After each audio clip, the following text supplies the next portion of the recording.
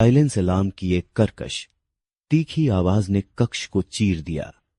लाल बत्तियां चक्कर काटने लगीं, जिनकी रोशनी चमकते धातु के मलबे और मयंक के पसीने से तर चेहरे पर नाच रही थी।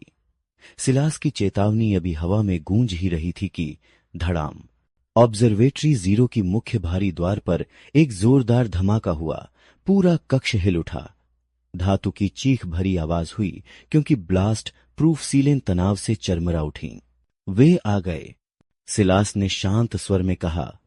उसकी पीली आंखें दरवाजे पर टिकी हुईं।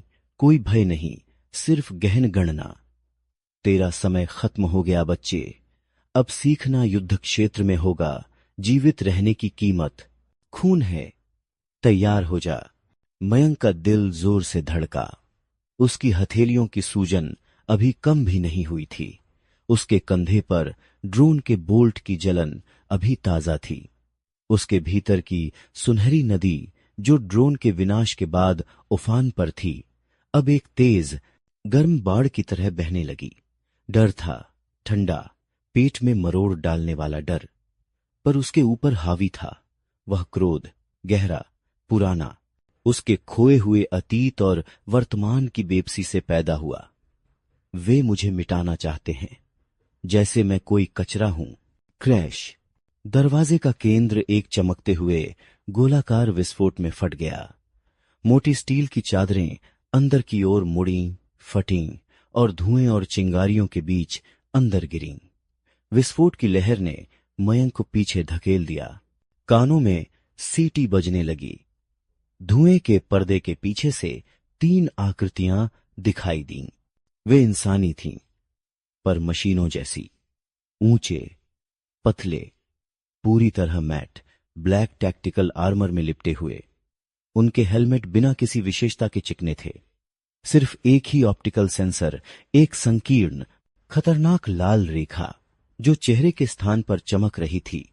उनके कंधों पर भारी प्लाज्मा राइफल्स थीं, जिनकी बैरल अभी भी विस्फोट के कारण धुंधली लाल रोशनी से चमक रही थीं। उनके कमरबंद पर ग्रेनेड्स, एनर्जी क्लिप्स और छोटे, खतरनाक दिखने वाले ब्लेड लगे हुए थे।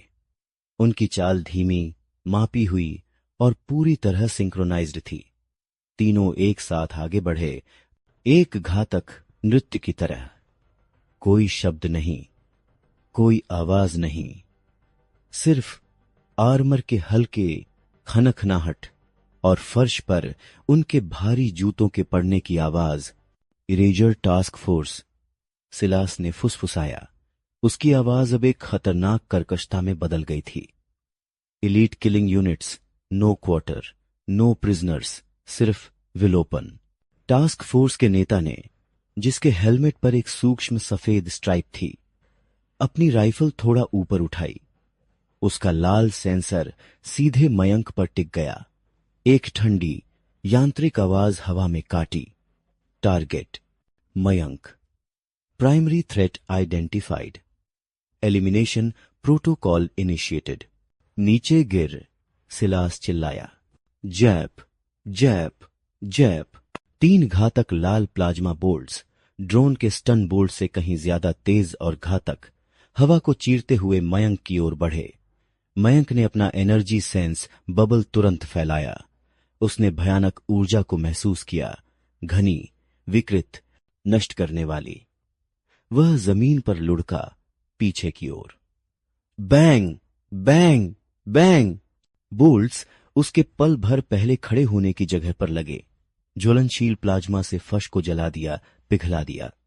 गर्मी की लहर ने उसकी त्वचा को झुलसा दिया।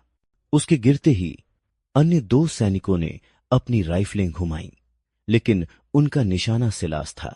सिलास अब वहां नहीं था, वह बस गायब हो गया था। एक पल वह खड़ा था, अगले पल वहां सिर्फ हवा थी। फटाफट, फटाफट। एक काले बिजली की तरह सिलास एक सैनिक के ठीक पीछे प्रकट हुआ। उसकी दस्ताने वाली हथेलियों पर जटिल नीले निशान चमक उठे। उसने अपनी उंगलियों को एक तेज जटिल मुद्रा में मोड़ा, वज्र मुद्रा, और फिर सैनिक की पीठ पर, उसके आर्मर के ज्वाइंट के ठीक ऊपर, दोनों हाथों से प्रहार किया।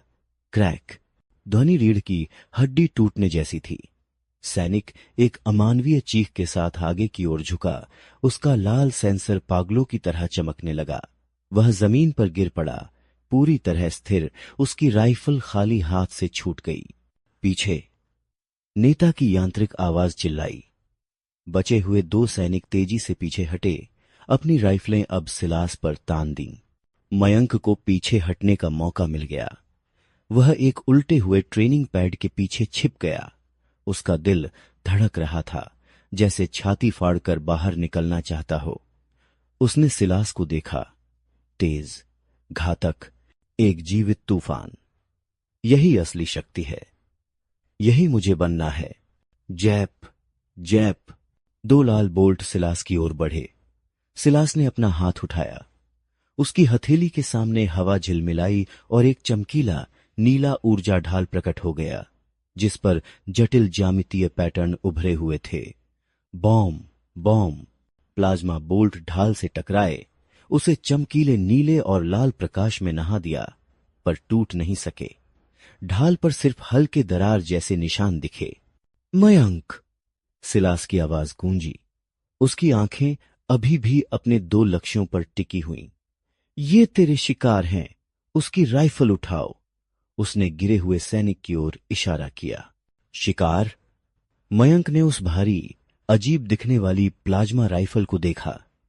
उसने कभी कोई बंदूक नहीं चलाई थी, पर उसके पास कोई चारा नहीं था। वह पैड के पीछे से बाहर निकला, एक झपट्टा मारकर राइफल को उठाया। यह अविश्वसनीय रूप से भारी थी। उसने उसे पकड़ा, उसका भारी स्टॉक उसके कंधे पर टिका। उसकी सूजी हथेलियों में दर्द बढ़ गया। एक सैनिक ने उसकी हरकत देख ली। उसने अपनी राइफल घुमाई। लाल सेंसर मयंक पर टिका। नहीं, सिलास गरजा। उसने अपनी ढाल गिरा दी और एक तरफ झपट्टा मारा, अपनी हथेली आगे बढ़ाते हुए। एक नीला ऊर्जा का फटने वाला गोला उसकी हथेली से निकला, सैनिक के प्लाज्मा बोल्ट से टकराने के लिए। का बैंग! दोनों ऊर्जाएं मध्य हवा में विस्फोटित हो गईं। मयंक ने अपनी सांस रोक ली। उसने राइफल के हैवी स्टॉक को अपने कंधे पर जोर से टिकाया, जैसा उसने फिल्मों में देखा था। उसने ट्रिगर पर उंगली रखी, महसूस कर ऊर्जा को। उसने अपने एनर्जी सेंस को राइफल की ओर फैलाया। उसने इसके भीतर एक कंपन महसूस किया, एक गरजता हुआ खतरनाक कोर। उसने उस सैनिक पर निशाना साधा जिसने उस पर गोली चलाई थी। लाल सेंसर उस पर टिका हुआ था। उसने ट्रिगर दबाया। का रैक, बूम। राइफल ने एक जोरदार झटका दिया, जिससे मयंक के घायल कंधे में तेज दर्द हुआ। एक विशाल लाल प्लाज्मा बोल्ट बैरल से बाहर निकला, पर उसका निशाना बुरी तरह चूक गया था। बोल्ट सैनिक के ऊपर से कई फीट ऊपर जाकर दूर की दीवार पर लगा, स्टील को पिघला दिया। सैनिक ने फिर से निशाना साधा। मयंक ने उसके एमिटर के चारों ओर ऊर्जा के संचय को महसूस किया। वह गिरने के लिए झुका। जैप! बोल्ट उसके बाएं पैर के पिंडली को छूता हुआ निकला। उसे तीखी जलन और दर्द महसूस हुआ। उसकी ट्राउजर जल गई, त्वचा छिल गई। वह लड़खड़ाया, दर्द से कराह उठा। सोच मत, महसूस कर, सिलास चिल्लाया, जो अब दूसरे सैनिक के साथ एक तेज घातक नृत्य में लगा हुआ था।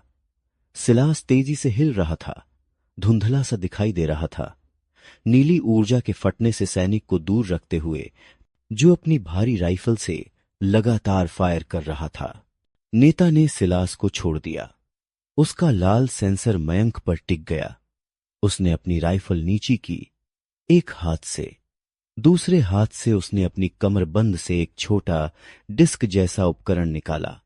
उसने उसे फेंका। डिस्क हवा में सीटी बजाती हुई मयंक की ओर बढ़ी। नहीं! मयंक ने अपने एनर्जी सेंस में उस डिस्क के चारों ओर एक तेज विकृत ऊर्जा को महसूस किया। ग्रेनेड! वह पूरी ताकत से पीछे की ओर कूदा। बम! विस्फोट ने उसे हवा में उछाल दिया। उसने अपनी पीठ के बल जमीन पर जोर से टक्कर मारी। हवा उसके फेफड़ों से निकल गई। चिंगारियां, धुआं और टूटे हुए धातु के टुकड़े उसके ऊपर बरस गए। उसका सिर चकरा रहा था, उसके कान बज रहे थे, उसके बाएं पैर में जलन हो रही थी।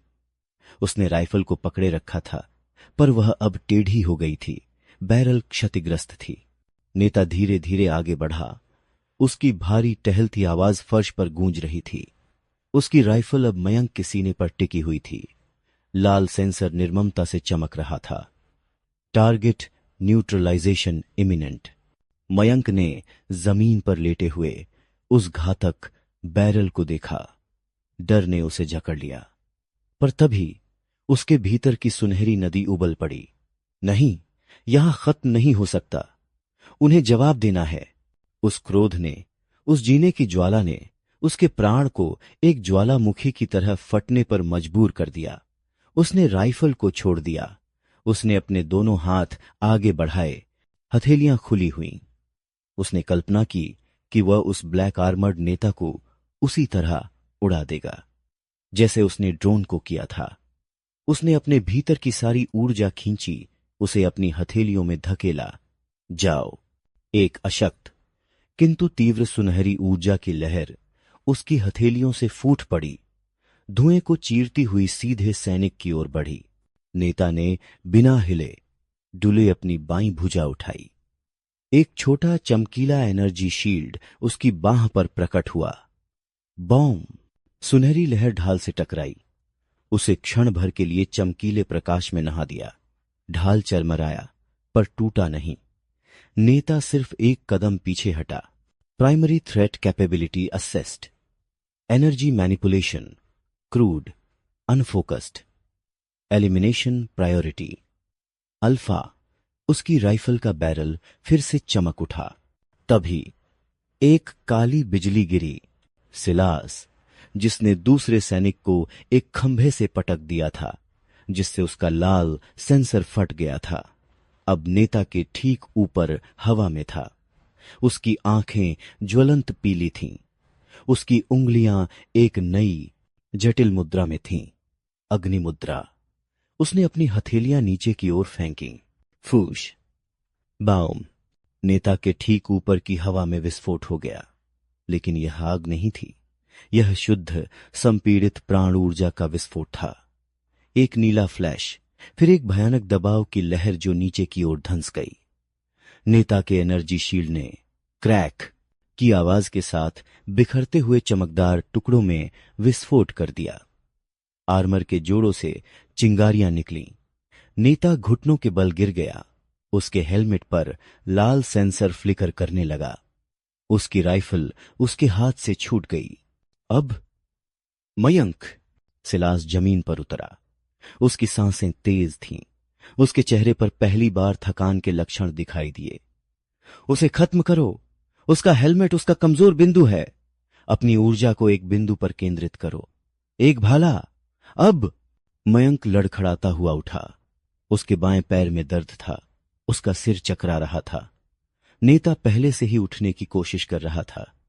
उसके हाथ अपनी कमरबंद पर एक पिस्तौल के लिए जा रहे थे। उसका लाल सेंसर अभी भी चमक रहा था, मयंक पर टिका हुआ। एक भाला, एक बिंदु। मयंक ने अपने दाहिने हाथ को उठाया। उसने अपनी सारी इच्छा शक्ति, अपना सारा क्रोध, अपनी सारी बची हुई ऊर्जा उसकी तर्जनी और मध्यमा उंगली में केंद्रित की। उसने कल्पना की कि वे एक तेज, घातक सुनहरी सुई हैं। उसका प्राण प्रतिक्रिया देता हुआ महसूस हुआ, जलता हुआ, उसकी उंगलियों की ओर भागता हुआ। एक चमकदार, स्थिर सुनहरी रोशनी उसकी उंगलियों के सिरे पर जमा हो गई। एक छोटा, तीव्रता से चमकता हुआ बिंदु। मर जा! मयंक चीखा, आवाज में दर्द और आक्रोश भरा हुआ। उसने अपना हाथ आगे बढ़ाया। सुनहरी ऊर्जा का एक पतला, चमकीला किरण जैसा प्रोजेक्शन उसकी उंगलियों से निकला। हवा में सीटी बजाता हुआ सीधा नेता के हेलमेट के केंद्र में लगे लाल सेंसर की ओर बढ़ा। पिट! फिफ! ध्वनि एक गर्म चाकू के मक्खन में घुसने जैसी थी। सुनहरी किरण ने लाल सेंसर को छेद दिया, हेलमेट के मोटे ब्लैक मेटल को आसानी से भेदते हुए। हेलमेट के पीछे से एक संक्षिप्त, गला घोंटने वाली चीख निकली, जो तुरंत ही दब गई। नेता का शरीर सीधा हो गया। फिर जैसे कोई कठपुतली जिसकी डोरियां काट दी गई हों, वह आगे की ओर गिर गया। उसका चेहरा फर्श पर जा टकराया। हेलमेट के छेद से धुएं के छोटे छोटे गुबार निकल रहे थे। लाल रोशनी फीकी पड़ गई। मयंक हाँफ रहा था, अपना हाथ कांपते हुए नीचे करते हुए। उंगलियों के सिरे जले हुए महसूस हो रहे थे। उसने उस लाश को देखा, उसका पहला मानव शिकार, उसका पहला खून। उसके पेट में मिचली उठी, उसके मुंह में धातु जैसा स्वाद आया, पर साथ ही एक अजीब सी खालीपन, एक भयानक शांति। मैंने कर दिया, मैंने जीवित रहा, कोई समय नहीं है। सिलास ने उसे खींचा, नेता के शव के पास पड़ी पिस्तौल उठाते हुए। विस्फोट ने पूरे सेक्टर को अलर्ट कर दिया होगा, और इरेजर सिर्फ 3 ही नहीं भेजता। उसने पूरे कक्ष को देखा। विस्फोट से क्षतिग्रस्त द्वार, जले हुए फर्श, निष्क्रिय और नष्ट हुए ड्रोन, और 3 मृत सैनिक। हमें यहां से निकलना होगा अभी। तभी ऊपर से एक गहरी धात्विक गड़गड़ाहट सुनाई दी। छत पर जो कृत्रिम तारे टिमटिमा रहे थे, अब वे लाल चमक रहे थे। एक रिकॉर्डेड आवाज गूंजी, observatory 0 breached, self destruct sequence initiated, T-90 seconds and counting. 90 second. Silas ने गुर्राया। उसने मयंक की ओर देखा, उसकी पीली आंखें चमक रही थीं। तेरा पहला खून बह चुका है मयंक, अब तेरा असली सबक शुरू होता है। कैसे भागना है, मेरे पीछे आओ और हर कदम पर कदम मिलाकर चलना। सिलास उसी दरवाजे की ओर दौड़ा जिससे वे आए थे, जो अब धुएं से भरा एक ध्वस्त मार्ग था। मयंक अपने घायल पैर से लड़खड़ाता हुआ, दर्द और थकान को नजरअंदाज करते हुए उसके पीछे भागा। उसकी पीठ पर उस गिरे हुए नेता की खाली लाल आंखों का एहसास था। उसके हाथों पर उसके पहले खून की गर्मी। वह अभी बच गया था, पर खून की कीमत चुकाई गई थी और जंग अभी बस शुरू हुई थी। एपिसोड 5, राख और भाग्य। समय शेष 45 सेकंड। रोबोटिक उल्टी गिनती ने ढह रहे ऑब्जर्वेटरी 0 में मौत की घंटी की तरह गूंजी। धुआं हवा में घुट रहा था। ओजोन, पिघली धातु और जले मांस की बदबू से भरा। लाल इमरजेंसी लाइटें टूट फूट कर चमक रही थीं, जिनकी रोशनी झुकी दीवारों पर राक्षसी कूदती छायाएं बना रही थी।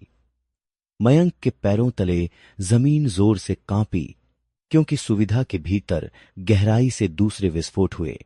चलो बच्चे, नहीं तो मलबे का हिस्सा बन जाओगे।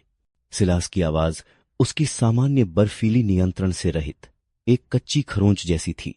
वह लड़खड़ाया, एक हाथ अपनी पसली पर दबाए जहां से गहरा खून उसके ग्रे ट्रेनिंग सूट में से रिस रहा था, कपड़े को भयानक काले रंग में रंगते हुए। उस अग्निमुद्रा के विस्फोट ने जिसने मयंक की जान बचाई थी, उसकी भारी कीमत चुकाई थी। इरेजर नेता की अंतिम हताश ऊर्जा की लहर ने मयंक की हताश चोट से पहले ही अपना निशाना ढूंढ लिया था। मयंक ने हिचकिचाया नहीं। इरेजर नेता का निर्जीव शरीर उसकी एनर्जी स्पाइक के हेलमेट को भेदने की वीभत्स पिट फुफ आवाज उसके दिमाग में जल गई थी। मिचली एड्रेनालाइन से लड़ रही थी, पर जीवित रहने की चीख जोर से थी। वह सिलास की बांह के नीचे से झुका और बूढ़े आदमी के लड़खड़ाते वजन को अपने कंधों पर ले लिया। उसके झुलसे पैर और सूजे हाथों में दर्द भड़का, पर उसके भीतर की सुनहरी नदी गर्जी उसकी मांसपेशियों को हताश ताकत से भर दिया। यहां नहीं, ऐसे नहीं। वे सिलास द्वारा बताए गए टूटे दरवाजे से झटके खाते हुए निकले, ट्रेनिंग चैम्बर की तबाही को पीछे छोड़ते हुए। चूर चूर हुए ड्रोन, 3 काली कवच वाली लाशें, धधकते गड्ढे।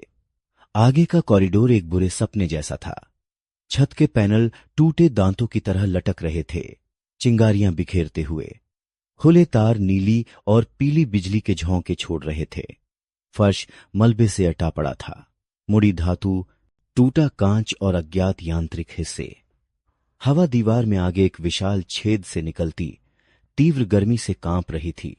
जो नीचे न्यू काशी के बहुस्तरीय विस्तार को दिखा रहा था, जो अपने कृत्रिम सूरज और नियोन संकेतों की सतत गोधूली रोशनी में नहाया हुआ था।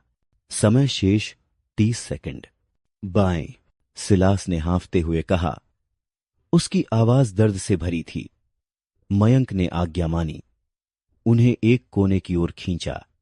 ठीक उसी समय जब छत का एक हिस्सा वहां गिरा जहां वे खड़े थे, चिंगारियां छोड़ते कंसोलों को कुचलते हुए धूल का गुबार उठा, जिससे वे खांसने लगे। सिलास ने गिरी पाइपों के पीछे आधी छिपी एक सर्विस हैच की ओर कांपती, खून से सनी उंगली से इशारा किया। वहां इमरजेंसी शाफ्ट नीचे जाता है, सेक्टर 12 की सीमा पर। जाओ।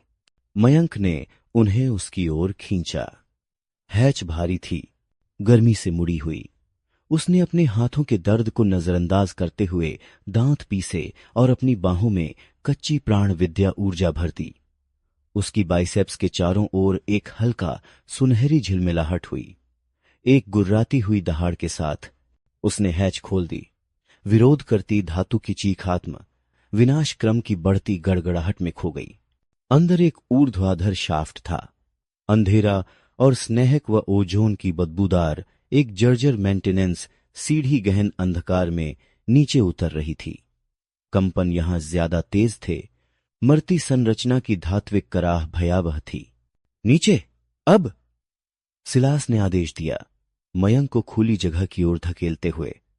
उसका चेहरा पीला था, पसीना और खून उसकी भौहों पर मिल रहे थे। उसकी पीली आंखें हालांकि दर्द से धुंधली थीं, एक जरूरी आदेश दे रही थीं। पर तुम, मयंक ने शोर के ऊपर चिल्लाया। मैं पीछे आऊंगा, जाओ। सिलास ने उसे और जोर से धकेला। मयंक सीढ़ी पर लड़खड़ाया। धातु उसके फटे जूतों के नीचे ठंडी और किरकिरी थी। उसने पागलों की तरह नीचे उतरना शुरू किया। डंडे उसके घायल पैर को झटके दे रहे थे। उसने ऊपर देखा। सिलास हैचवे पर सिलहूट बना खड़ा था। नारकीय लाल चमक के खिलाफ एक दुबला पतला चित्र, एक हाथ खून बहती पसली पर दबाए, दूसरा उठा हुआ, मयंक की ओर नहीं बल्कि ढहते कॉरिडोर की ओर। समय शेष 15 सेकंड। मयंक ने तब देखा, टूटे फूटे हॉलवे के दूर छोर पर एक हलचल, एक और इरेजर या सिर्फ मलबा। उसके ध्यान केंद्रित करने से पहले सिलास का हाथ एक नई जटिल मुद्रा से चमका। पहले से छोटी, तेज, घनी नीली ऊर्जा की एक लहर उसकी उंगलियों से निकली। विस्फोटक नहीं बल्कि धक्का देने वाली। यह आगे बढ़ते आंदोलन के पास एक महत्वपूर्ण दिखने वाले सहारे बीम से टकराई। क्रंच। बीम जोर से झुका। छत और दीवार के पैनलों का झरना ले आया। धातु और पत्थर के ढहने की गड़गड़ाहट में कॉरिडोर को बंद कर दिया। धूल बाहर फैली, जिससे सिलास कुछ पल के लिए ढक गया। सिलास, मयंक चीखा, उसकी आवाज भर्राई हुई। समय शेष 10 सेकंड। हैच पर खड़ा व्यक्ति मुड़ा। सिलास का चेहरा गंभीर दृढ़ता और दर्द का मुखौटा था। उसने बोला नहीं। उसने बस सीढ़ी पर कदम रखा और ऊपर से भारी हैच को एक अंतिम गूंजती खटाक से बंद कर दिया। अंधेरा उन्हें निगल गया। टूटी हुई केवल हैच के छोटे वेंट से छनकर आती झिलमिलाती लाल इमरजेंसी लाइट से रोशन। 5, 4, 3। मयंक नीचे खिसका। उलटी गिनती सीढ़ी से होती हुई उसकी हड्डियों में कंपन कर रही थी। सिलास उसके ऊपर नीचे उतरा, धीमा। उसकी सांसें फटी हुई और गीली, हर डंडा उसे भारी प्रयास कराता लग रहा था। 2, 1, 0। दुनिया खत्म हो गई। धमाके से नहीं बल्कि एक गहरी, सब कुछ निगल लेने वाली धप धप से, जिसने शाफ्ट में हवा को दबा दिया। सीढ़ी जोर से हिली। फिर आवाज आई, एक गर्जना जैसे 1000 क्रोधित देवता सुविधा को चीर फाड़ रहे हों। ऊपर की हैच एक पल के लिए सफेद गर्म चमकी और फिर गायब हो गई, छीन ली गई। अत्यधिक गर्म हवा और मलबे की एक लहर शाफ्ट में नीचे बही। मयंक चीखा। लटकती सीढ़ी से चिपका रहा जो लोलक की तरह झूल रही थी।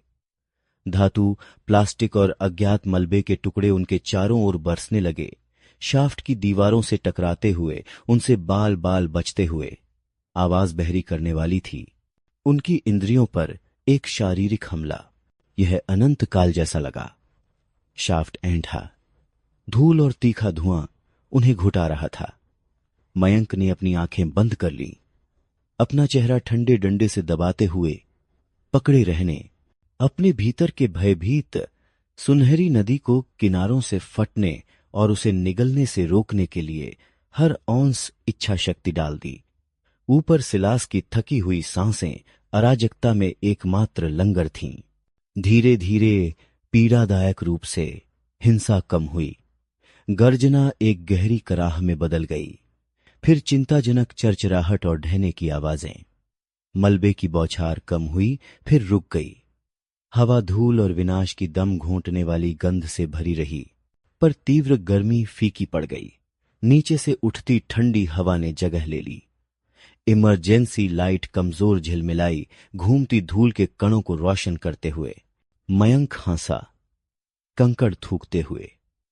उसकी मांसपेशियां थकान और सदमे से कांप रही थीं। उसने ऊपर देखा, सिलास अभी भी वहां था, कुछ डंडे ऊपर सीढ़ी से चिपका हुआ, उसका सिर झुका हुआ, उसकी मुट्ठियां सफेद जहां उसने धातु पकड़ी थी। खून लगातार उसकी पसली से टपक रहा था, नीचे के डंडों पर टप टप कर रहा था। सिलास, मयंक की आवाज एक भर्राया हुआ फुसफुसाहट थी। बूढ़ा आदमी हिला, अपना सिर धीरे से उठाते हुए। उसकी पीली आंखें धुंधली थीं। शिकारी चमक गहरी थकान और दर्द से बदल गई थी। उसने कमजोर सिर हिलाया। जिंदा, अभी के लिए। उतरते रहो, हम अभी सुरक्षित नहीं हैं। धमाके ने स्कैवेंजरों को खींच लिया होगा, और बुरों को, खासकर नीचे। मयंक ने अपने टूटे फूटे शरीर को हिलाया। पीड़ादायक रिंग दर पीड़ादायक रिंग वे गहन अंधकार में उतरते गए। शाफ्ट की दीवारें प्रबलित धातु से खुरदुरी चट्टान में, फिर डहती फेरोक्रीट में बदल गईं। हवा ठंडी नम हो गई, अंडरसिटी की अमिट बदबू लिए हुए। बासी पानी, सड़न, क्षय और निराशा की अंतर्निहित गंध। विनाश की आवाजें दूर हो गईं। पानी के टपकने, अनदेखी चीजों के भागने और ऊपर शहर की परतों की निरंतर गुंजन ने जगह ले ली। कई घंटे लगने जैसा महसूस होने के बाद मयंक के पैर ने ठोस जमीन को छुआ। धातु नहीं, बल्कि दबी हुई मिट्टी और मलबा। वे तल पर पहुंच गए थे। सीढ़ी एक छोटे गोलाकार कक्ष में समाप्त हुई। एक दीवार ढही हुई, विभत्स विनाश के दृश्य पर खुली हुई।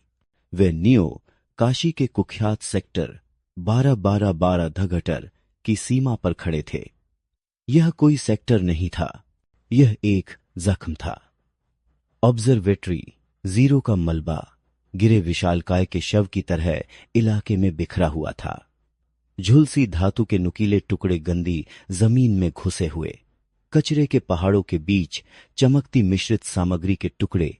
जगह जगह धधकती आग से गंदा धुआं सदा धुंधले आसमान में उठ रहा था।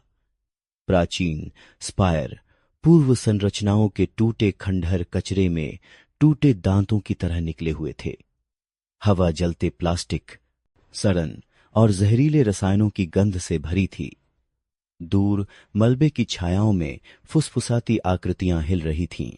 सिलास खुली जगह के बगल में खुरदुरी फेरोक्रीट दीवार से टिककर नीचे गंदी जमीन पर भारी होकर बैठ गया। उसने अपना हाथ अपनी पसली पर जोर से दबाया। उसका चेहरा दर्द से विकृत हो गया। उसकी सांसें उथली और तेज थीं।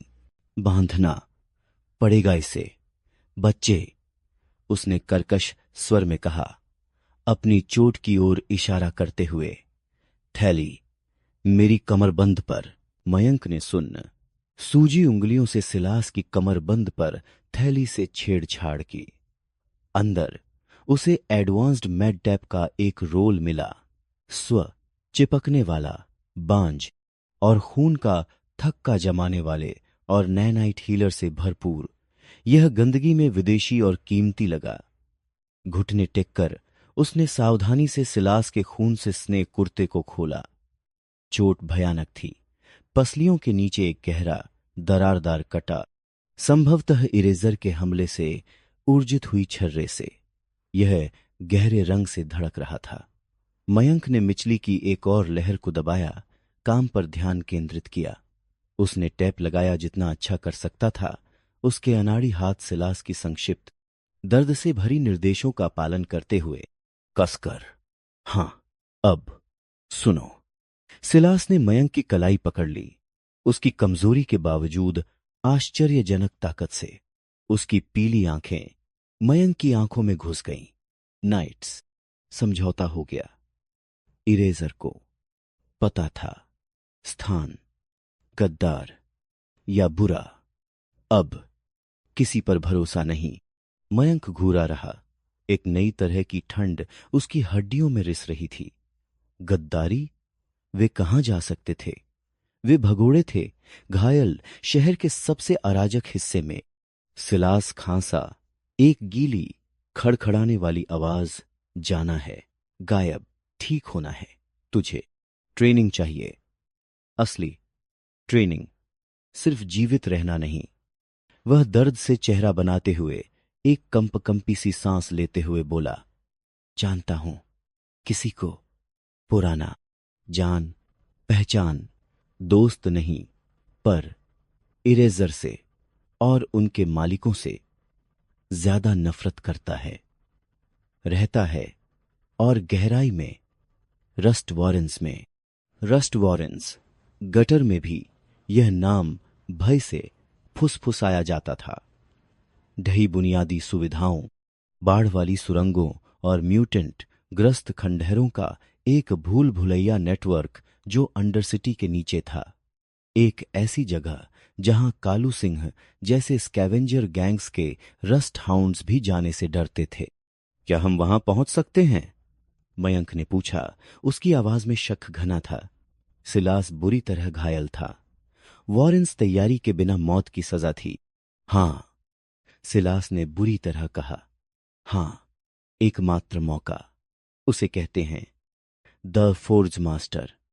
अगर वह अभी जिंदा है और अगर वह मान जाए, वह तुझे चीजें सिखा सकता है जो मैं नहीं सिखा सकता। चीजें तेरी सील से भी गहराई में दफन। वह फिर खांसा, उसके होंठों पर और खून के छींटे। पर पहले ऐश फील्ड्स पार करनी होंगी।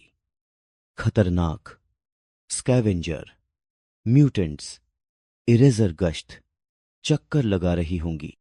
उसने उनकी मामूली शरण के बाहर के सर्वनाशी परिदृश्य की ओर इशारा किया। ऑब्जर्वेटरी जीरो का धधकता मलबा उनके सामने विनाश की नई बनी पर्वत श्रृंखला की तरह फैला था। ऐश फील्ड्स आग अंधेरे में दुष्ट आंखों की तरह चमक रही थी। आकृतियां मलबे के बीच सावधानी से घूम रही थीं। स्कैवेंजर विशाल शव पर मक्खियों की तरह खिंचे हुए पहले से ही तकनीकी हड्डियों को नोच रहे थे। मयंक ने सिलास की ओर देखा। गंदी दीवार के खिलाफ पीला और खून बहता हुआ। उसने अपने हाथों की ओर देखा। सूजे हुए, ऊर्जा के झटके से छाले पड़े, कालिक और सिलास के खून से सने हुए। उसके भीतर की सुनहरी नदी अशांत लगी, एक तूफान जो मुश्किल से काबू में था। उसने इरेजर की ठंडी यांत्रिक आवाज के बारे में सोचा। Elimination priority, alpha. उसने सिलास द्वारा इशारा किए गए, सील किए गए अतीत के बारे में सोचा। वह शक्ति जिसने उसे निशाना बनाया था। वापसी का कोई रास्ता नहीं था, सिर्फ आगे, राख के बीच से। ठीक है, मयंक ने कहा। उसकी आवाज जितनी उसे लग रही थी, उससे अधिक स्थिर थी। उसने अपने पहले से ही बर्बाद ट्रेनिंग कुर्ते से कपड़े का एक टुकड़ा फाड़ा और उसे दीवार से टपकती अपेक्षाकृत साफ संघनन की एक पोखर में डुबोया। उसने इसे सिलास को उसका चेहरा पोंछने के लिए दिया। रास्ता बताओ और ताकत बचाओ, मैं हमें वहां पहुंचा दूंगा। उसने वीरान फैलाव में झांका। ऐश फील्ड्स इंतजार कर रही थी। उनके पुराने जीवन का कब्रिस्तान और जो कुछ भी आगे आए उसके लिए एक कसौटी। शिकार अभी खत्म नहीं हुआ था। वे बस एक अलग, अधिक क्रूर जंगल में प्रवेश कर रहे थे। मयंक ने नीचे झुककर उस इरेजर पिस्तौल की ठंडी धातु को छुआ जिसे सिलास ने उठाया था। उसने उसका अपरिचित वजन महसूस किया। यह भारी था, घातक, जरूरी। उसने इसे अपनी कमरबंद में फांसा दिया। मूठ उसकी त्वचा पर ठंडी थी। उसका दूसरा हाथ मुट्ठी में बंध गया। एक अस्थिर अस्थिर सुनहरी चमक उसके पोरों पर नाच रही थी। शिकारी और शिकार, रेखाएं धुंधली हो रही थीं। उसने खून का स्वाद चखा था, अपना, अपने दुश्मन का। अब जीवित रहने के लिए मांग थी कि वह कुछ और बने। उसे राख को नेविगेट करना था और जंग के भीतर छिपी भट्टी को ढूंढना था। भाग्य, ऐसा लगता था, आग, मलबे और कठोर चुनावों से पटा हुआ रास्ता था। सिलास ने उसे देखा। उसकी दर्द से भरी आंखों में कुछ अवर्णनीय चमक, शायद स्वीकृति, शायद कड़वी स्वीकृति। शुरू करो, उस नुकीले टुकड़े की ओर, जैसे टूटी तलवार।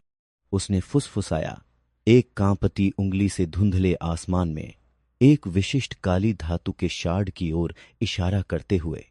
शायद आधा किलोमीटर दूर, अवशिष्ट गर्मी से हल्का चमकता हुआ। लैंडमार्क। मलबे के बीच से निकलो, खुले मैदान से बचो, तेज चलो और चुपचाप। तेरी इंद्रियां, बच्चे, इस्तेमाल कर उन्हें। इस कब्रिस्तान में जीवन महसूस करो, खतरा महसूस करो। मयंक ने सिर हिलाया। उसने एक गहरी सांस ली, अपने फेफड़ों को सेक्टर 12 की जहरीली हवा से भर लिया, उसकी नई वास्तविकता की हवा से। उसने अपनी प्राण विद्या पर ध्यान केंद्रित किया, अपनी टूटी फूटी इंद्रियों को बाहर की ओर धकेला, तात्कालिक बदबू और खंडहरों से परे। उसने भागते चूहों को महसूस किया, दूर के स्कैवेंजरों की सतर्क चाल, जहरीली पोखरों की दम घोंटने वाली खालीपन और मलबे के भीतर गहराई में अस्थिर ऊर्जा कोर की लगातार दुष्ट गुंजन। उसने अपने बगल में सिलास की फीकी पड़ती जीवन शक्ति को महसूस किया। तैयार, उसने बुदबुदाया, खुद से ज्यादा सिलास से। वह दुबक गया, शाफ्ट की छाया से बाहर निकलने और खुले वीरान इलाके में कदम रखने की तैयारी करता हुआ। ऐश फील्ड्स इशारा कर रही थी, एक अनिश्चित शरण की ओर, एक विश्वासघाती रास्ता। हर छाया में मौत छिपी हुई और इरेजर का भूत बड़ा हो रहा था। उसकी कमजोर से मजबूत बनने की यात्रा अब अपने सबसे क्रूर चरण में प्रवेश करने वाली थी। वह चला, एक छाया गिरे स्पायर की बड़ी छाया में मिलती हुई। हताशा, एक घायल गुरु और उसके मूल में जलती अस्थिर शक्ति द्वारा निर्देशित। आगे क्या होगा, स्टोरी में जानने के लिए यूट्यूब पे जाकर द लेजेंड स्टोरी चैनल को सब्सक्राइब करिए। एपिसोड 6, राख के राक्षस।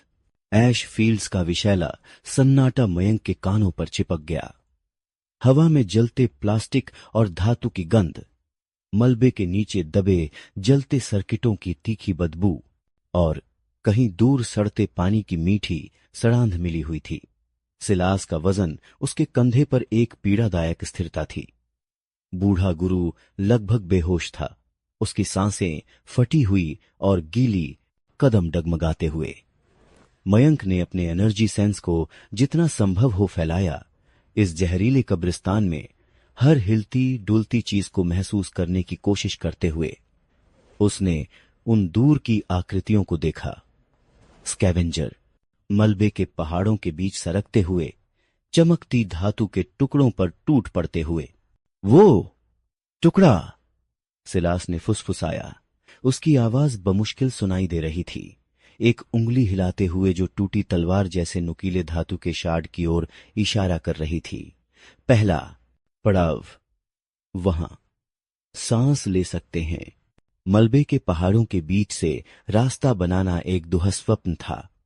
जले हुए बीम, टूटे कंक्रीट के विशालकाय टुकड़े और अजीबोगरीब चमकती मिश्रित सामग्री के ढेर उनके रास्ते में खड़े थे। हवा धुंधली थी, राख के कण उनके मुंह और आंखों में घुस रहे थे। कहीं कहीं जमीन गर्म थी, जले हुए इंसुलेशन की तरह महकती हुई।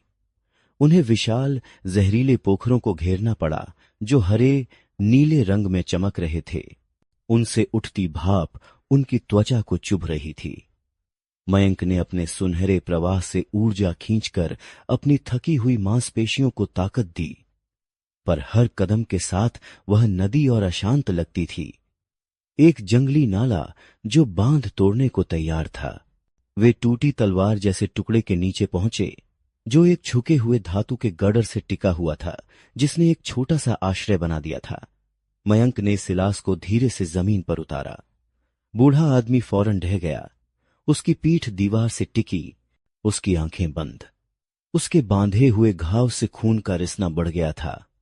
मैड टैप गहरे लाल रंग में भीग गया था। मयंक ने अपनी पानी की बोतल निकाली जो उनके भागने में बची थी और सिलास के होंठों पर कुछ बूंदें टपकाईं। सिलास, सुन रहे हो? मयंक ने फुसफुसाया। उसकी आवाज में डर था। सिलास की पलकें फड़फड़ाईं। उसकी पीली आंखें धुंधली थीं, फिर भी उनमें एक चिंगारी थी। हां, जीवित हूं बच्चे। अभी के लिए उसने एक कंपकंपी सी सांस ली। यहां ज्यादा देर नहीं ठहर सकते। इरेजर की ड्रोन्स जल्द ही आसमान में होंगी। स्कैवेंजर गंध पा चुके होंगे। मयंक ने बाहर झांका। ऐश फील्ड्स अब भी सन्नाटे में डूबी थी, पर उसके एनर्जी सेंस ने खतरे की एक और परत महसूस की। उन जहरीले पोखरों में से कुछ सिर्फ पानी नहीं थे, वे हिल रहे थे, धीरे धीरे बुलबुले उठते हुए, जैसे कोई विशालकाय सुस्त जीव नीचे सांस ले रहा हो। और मलबे के ढेरों के भीतर छोटी छोटी तेज चालें, चूहे नहीं, कुछ और, कुछ बड़ा। उसकी रीढ़ में एक सिहरन दौड़ गई। कुछ गलत है, उसने बुदबुदाया। सिलास ने अपनी आंखें खोलीं। उसकी सजगता जाग गई। म्यूटेंट्स रेडिएशन और टॉक्सिन्स से पैदा हुए। फील्ड्स उनका घर है। उसने अपनी कमरबंद पर टिकी इरेजर पिस्तौल की ओर इशारा किया। उसे तैयार रखो और तेरी ऊर्जा, उसे नियंत्रित करना सीखो। वे कमजोर बिंदुओं पर हमला करेंगे। मयंक ने पिस्तौल निकाली। उसका वजन अब भी अजीब लग रहा था, पर उसकी मूठ ठंडी और स्थिर थी। उसने अपने दाहिने हाथ की हथेली खोली, उस पर एक अस्थिर सुनहरी चमक पैदा करने की कोशिश की। यह फड़फड़ाई, फिर मर गई। केंद्रित करो। एक ढाल, एक चाकू, जो चाहे। तभी एक चीख हवा में काटी, मानवीय नहीं, एक पागल, पीड़ा भरी चीख। एक स्कैवेंजर, एक दुबला पतला आदमी चिथड़ों में लिपटा हुआ, जिसने एक चमकते सर्किट बोर्ड को खींचा था, मलबे के एक ढेर से भागा। उसके पीछे मलबे के नीचे से फटते हुए एक चीज निकली। यह इंसानी थी, पर बुरी तरह विकृत। ऊंचाई लगभग 7 फीट, त्वचा गंदे भूरे रंग की, मोटी और ढाल जैसी, जिसमें से जहरीले पदार्थ रिस रहे थे। उसके हाथों की जगह मोटे नुकीले पंजे थे। चेहरा बिना आंखों का था, सिर्फ एक चौड़ा दांतेदार मुंह जो चीखते हुए खुला था। उसने स्कैवेंजर को पकड़ लिया, एक पंजे से उसकी पीठ फाड़ दी। स्कैवेंजर की चीख दम तोड़ गई। म्यूटेंट ने उसके शरीर को चीर दिया, अंदर के अंगों को नोचकर खाने लगा। खून और आंतें उसके मुंह से लटक रही थीं। मयंक का पेट मुड़ गया। डर ने उसे जकड़ लिया, ठंडा और पैरों तक फैलने वाला। यह उसने पहले कभी नहीं देखा था। यह जानवर से भी बदतर था। ब्लाइंड स्लॉथर, सिलास ने फुसफुसाया। उसकी आवाज तनाव से भरी थी। कम दिखता है, पर गंध और ध्वनि से शिकार करता है। धीमा लगता है, पर पास आने पर तेज। म्यूटेंट ने अपना सिर उठाया। उसका खून से लथपथ मुंह हवा में सूंघ रहा था। वह सीधे उनके छिपने की जगह की ओर मुड़ा। उसने एक गहरी, गुर्राने वाली आवाज निकाली। चलो, मयंक चिल्लाया, सिलास को उठाने की कोशिश करते हुए। उसने हमें पा लिया, पर बहुत देर हो चुकी थी। मलबे के 2 अन्य ढेरों से और 2 म्यूटेंट्स निकले। एक छोटा तेज जिसकी त्वचा पर जहरीले मस्से थे, दूसरा विशालकाय जिसके कंधे पर एक दूसरा छोटा सिर उगाया था। वे धीरे धीरे आगे बढ़े, अपने शिकार को घेरते हुए। बचने का कोई रास्ता नहीं, सिलास ने कहा। उसकी आवाज अब स्पष्ट थी, उसमें एक अजीब शांति थी। उसने अपनी कमरबंद से एक छोटी सी धातु की चीज निकाली, एक ग्रेनेड। तुझे लड़ना होगा मयंक, मैं पीछे ढकेलूंगा। नहीं, मयंक गर्जा। उसका डर गुस्से में बदल गया। उसने सिलास को अपने पीछे खींचा, उसकी पीठ टूटी हुई धातु से टिकी। उसने पिस्तौल उठाई, उसके भारी हैंडल को दोनों हाथों से पकड़ा, जैसा उसने सिलास को करते देखा था। उसके सूजे हाथ दर्द कर रहे थे, पर उसने ध्यान नहीं दिया। उसने अपने एनर्जी सेंस को आगे बढ़ाया, म्यूटेंट्स पर। उनके भीतर एक घिनौनी, विकृत ऊर्जा थी, टूटी फूटी, जहरीली पर शक्तिशाली। ब्लाइंड स्लॉथर सीधे उसकी ओर बढ़ रहा था। मयंक ने निशाना साधा उस विशालकाय छाती पर।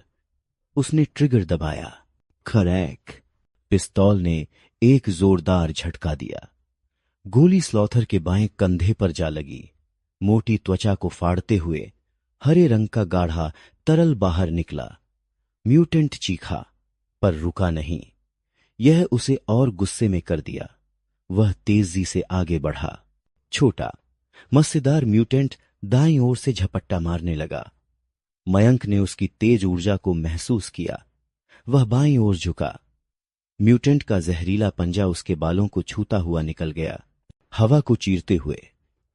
उसने पिस्तौल घुमाई और बिना निशाना लगाए फायर किया। क्रैक! गोली मिस। म्यूटेंट फिर से झपटा।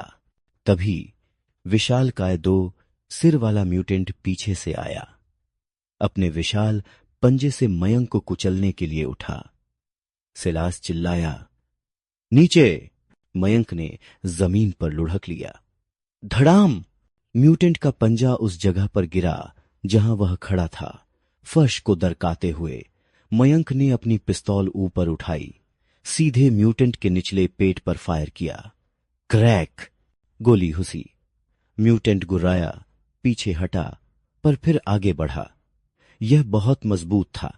ब्लाइंड स्लॉथर अब बहुत करीब था। उसका विशाल दांतेदार मुंह खुला हुआ था। बदबूदार सांसें बाहर निकल रही थीं। मयंक ने पिस्तौल उठाई, पर वह जानता था कि यह पर्याप्त नहीं होगी। उसके भीतर का डर गुस्से में उबल पड़ा। नहीं, यहां खत्म नहीं हो सकता। इन राक्षसों के हाथों नहीं। उसने अपने भीतर की सुनहरी नदी को खींचा, उसे अपनी मुट्ठियों में धकेला। उसने कल्पना की कि वह एक विशाल जलता हुआ हथौड़ा है। दूर हटो! वह चीखा, अपनी बंद मुट्ठियों को स्लॉथर की ओर फेंकते हुए। वूश! बॉम्ब! एक अशक्त पर जोरदार सुनहरी ऊर्जा की लहर उसकी मुट्ठियों से फूटी, सीधे म्यूटेंट के खुले मुंह में जा घुसी। क बूम! एकदम घोंटने वाला विस्फोट हुआ। स्लॉथर का सिर फट गया। हरे रंग का मांस और खून हवा में फैल गया। विशालकाय शरीर ऐंठता हुआ पीछे गिर गया, जमीन को हिलाते हुए। पर इसका खामियाजा मयंक को चुकाना पड़ा। उसके हाथों में तेज दर्द हुआ, जैसे हड्डियां टूट गई हों। वह पीछे की ओर धकेला गया, जमीन पर गिर पड़ा। उसकी नजरों के सामने अंधेरा छा गया। उसकी ऊर्जा नदी सूख गई, उसे खाली और कमजोर छोड़ दिया। छोटा मस्सेदार म्यूटेंट उस पर झपट पड़ा। मयंक ने पिस्तौल उठाने की कोशिश की, पर वह धीमा था। म्यूटेंट का जहरीला पंजा उसके बाएं कंधे पर गिरा। चिर्र! कपड़े और त्वचा फट गई। एक तीखा जलता हुआ दर्द उसकी बांह में फैल गया। वह चीख उठा। करैक! करैक! 2 गोलियां म्यूटेंट के सिर में घुसीं। वह झटका खाकर पीछे गिरा, मरते हुए ऐंठता रहा। सिलास खड़ा था। उसके हाथ में धुआं उठाती पिस्तौल थी। उसका चेहरा पीड़ा से तोड़ा हुआ था। उसने अपने घाव से हाथ हटा दिया था। खून फिर से बहने लगा था। 2 सिर वाला म्यूटेंट, जिसे मयंक ने गोली मारी थी, गुस्से में गुर्रा रहा था। वह फिर से आगे बढ़ा। उसके दोनों सिर चीख रहे थे। सिलास ने पिस्तौल उठाई, पर उसका हाथ कांप रहा था। उसकी आंखों में दर्द था। मयंक ने जमीन पर लेटे हुए म्यूटेंट को देखा। उसके कंधे पर जलन हो रही थी। उसकी ऊर्जा खत्म हो चुकी थी। पर फिर उसके भीतर कुछ और जागा, एक ठंडी गणनात्मक चीज, शिकारी का वृत्ति। उसने म्यूटेंट के बाएं सिर पर नजर डाली, जो गुस्से में हिल रहा था। उसके गले के नीचे, कंधे के ठीक ऊपर त्वचा पतली लग रही थी। एक दबाव बिंदु या सिर्फ एक कमजोर जगह? उसने अपनी आखिरी ताकत इकट्ठी की। उसने पिस्तौल उठाई, उसे दोनों हाथों से स्थिर किया। उसने निशाना साधा उस पतली त्वचा पर जहां गर्दन कंधे से मिलती थी। उसने गहरी सांस ली, ट्रिगर दबाया। खरेक, गोली सीधे निशाने पर लगी। स्प्लैट! बाएं सिर का आधा हिस्सा उड़ गया। म्यूटेंट एक भयानक दोहरी चीख के साथ पीछे गिरा, अपने टूटे हुए सिर को पकड़ते हुए। वह जमीन पर लुढ़कता रहा, फिर स्थिर हो गया। सन्नाटा छा गया, सिवाय मयंक और सिलास की भारी सांसों के। मलबे के आसपास 3 म्यूटेंट्स की लाशें पड़ी थीं, हरे खून से सनी हुई। मयंक का कंधा जल रहा था, उसके हाथ सुन्न थे। सिलास फिर से जमीन पर बैठ गया, उसका चेहरा सफेद, उसके घाव से खून बह रहा था। तूने दूसरे को मारा, सिलास ने हांफते हुए कहा। उसकी आंखें बंद थीं। अच्छा, लक्ष्य तुम्हारा खून।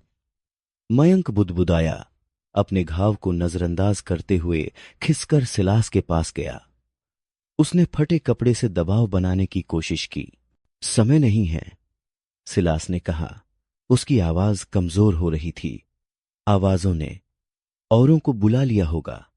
देखो, मयंक ने झांका। मलबे के पहाड़ों पर कई आकृतियां दिखाई दीं, स्कैवेंजर।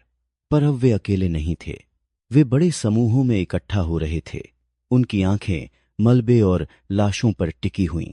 कुछ के हाथों में कच्चे हथियार थे, पाइप, चाकू, क्रूड बंदूकें। वे दूर से घूर रहे थे, शायद म्यूटेंट से डरते हुए या शायद नए शिकार का इंतजार करते हुए। रस्ट हाउंड्स, सिलास ने फुसफुसाया। कालू सिंह का कचरा, वे यहां हावी हैं, और अब उन्हें पता चल गया है कि यहां कुछ मूल्यवान है। उसने मलबे के चमकते टुकड़ों की ओर इशारा किया और फिर मयंक की ओर। और तू एक नया खिलौना है, बच्चे। मयंक ने अपनी मुट्ठी भींची। उसके कंधे पर दर्द था, उसके भीतर ऊर्जा खत्म थी, पर उसके सामने कोई विकल्प नहीं था। वे रुक नहीं सकते थे। उसने सिलास को उठाया। उसका वजन अब भारी पत्थर जैसा लग रहा था। चलो, उसने कहा। उसकी आवाज में एक नई कर्कशता थी, रस्ट वॉरेंस की ओर। और अगर वे रास्ता रोकें। उसने अपनी पिस्तौल की ओर देखा, जिसमें सिर्फ 1-2 गोली बची थी। फिर अपनी सूजी हुई सुनहरी चमक से खाली हथेली की ओर देखा। तो हम और खून बहाएंगे। वह चला, सिलास को अपने कंधे पर टिकाए। उसके पैरों ने ऐश फील्ड्स की जहरीली राख में नए निशान बनाए। पीछे स्कैवेंजरों की आंखें उन्हें देख रही थीं, भूख और लालच से जगमगाती हुईं। राख के राक्षसों से बच गए थे, पर अब मनुष्यों का खतरा आ रहा था, और यह खतरा कहीं ज्यादा खतरनाक था।